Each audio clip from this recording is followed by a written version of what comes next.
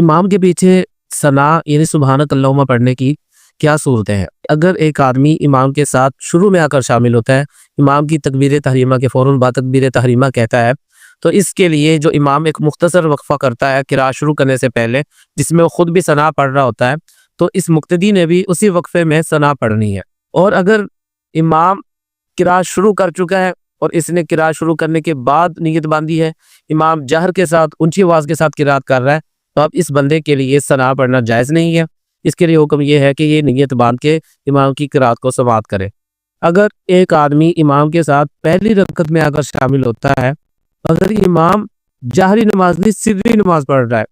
تو اس میں کب تک ثنا پڑھی جا سکتی ہے؟ اس بارے میں فقہا نے لکھا ہے کہ امام کے ساتھ پہلی رکعت میں آ کے سری نماز میں جب بھی شامل ہو جائے تو یہ ثنا پڑھ لے۔ اس کے بعد امام کے ساتھ شروع والی اگر کسی کی رکعت رہ چکی ہے اور دوسری رکعت میں یا تیسری میں اسی طرح جس رکعت میں بھی آ کر شامل ہوتا ہے، بہرحال وہ پہلی رکعت نہیں ہے، تو اس بندے کے لیے حکم یہ ہے کہ اب جماعت کی حالت میں جب تک امام کے ساتھ شامل ہے کسی رکعت میں ثنا نہیں پڑھے گا۔ اس کے بعد جب سلام پھیرے گا امام اور یہ اپنی بقیہ نماز پوری کرنے کے لیے جب اٹھے گا تو پہلی رکعت میں ہی ثنا بھی پڑھے گا، تحفظ اور تسمیہ اور قرات کرے گا، فاتحہ پڑھے گا اور اس کے ساتھ سورت